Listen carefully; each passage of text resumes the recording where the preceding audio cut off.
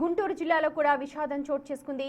ఆడుకునే గాలి బెలూన్ ఒక చిన్నారి పాలిట కాలపాసమైంది. సరదాగా ఆడుకుంటూ నోట్లో పెట్టుకున్న బెలూన్ లోపలికి వెళ్లిపోయి ఊపిరితిత్తులకు అడ్డం పట్టడంతో 4 ఏళ్ల చిన్నారి శిరీష మృతి చెందింది.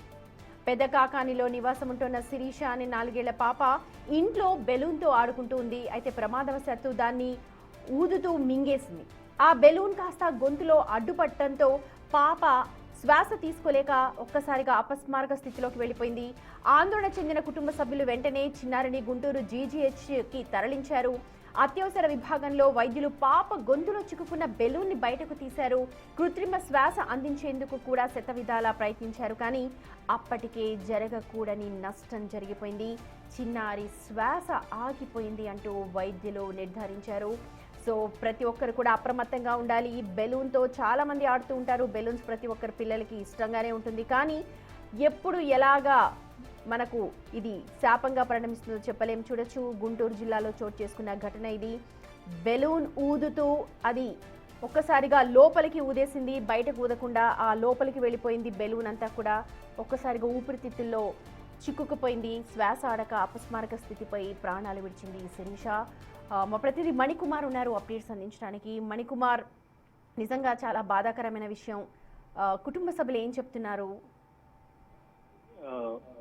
ఆడుకుంటున్న బెలూన్ గొంతులో ఇరుక్కుపోవడంతో ఊపిరాడక ఒక 4 ఏళ్ల చిన్నారి ప్రాణాలు కోల్పోయిన ఘటన, విషాదకర ఘటన గుంటూరు జిల్లాలో చోటు చేసుకుంది. గుంటూరు పెదకాకానికి చెందిన శిరీష అనే 4 ఏళ్ల చిన్నారి ఇంట్లో బెలూన్తో ఆడుకుంటుంది. ఈ క్రమంలో బెలూన్తో ఆడుకుంటున్న క్రమంలో ఒక్కసారిగా అది గొంతులోకి ఇరుక్కుపోవడంతో శ్వాస అందక ఇబ్బంది పడింది. అయితే అప్పుడు ఆ సమయానికి కుటుంబ సభ్యులు గమనించలేదు. కొద్దిసేపటికి ఆ బెలూన్ గొంతులు ఇరుక్కుపోవడంతో ఊపిరి ఆడక పాప చిన్నారి అపస్మారక స్థితిలోకి వెళ్ళిపోయింది. అప్పుడు గమనించినటువంటి కుటుంబ సభ్యులు వెంటనే హుటాహుటిన గుంటూరు ప్రభుత్వ ఆసుపత్రికి తరలించారు. అక్కడ పరీక్షించినటువంటి వైద్యులు అప్పటికే చిన్నారి మృతి చెందినట్టు కూడా చెప్పారు. అప్పుడు కృత్రిమ శ్వాస అందించేందుకు కూడా ప్రయత్నించినప్పటికీ కూడా అప్పటికే చిన్నారి మృతి చెందిందని వైద్యులు చెప్పడంతో తల్లిదండ్రుల రోదనలు మిన్నంటాయని చెప్పాలి. అంటే అప్పటి వరకు కళ్ళ ముందే ఆడుకుంటున్నట్టు చిన్నారి కొద్ది క్షణాల్లోనే విడత జీవిగా మారటంతో ఆ తల్లిదండ్రులు రోదనలు మిన్నంటాయని చెప్పాలి.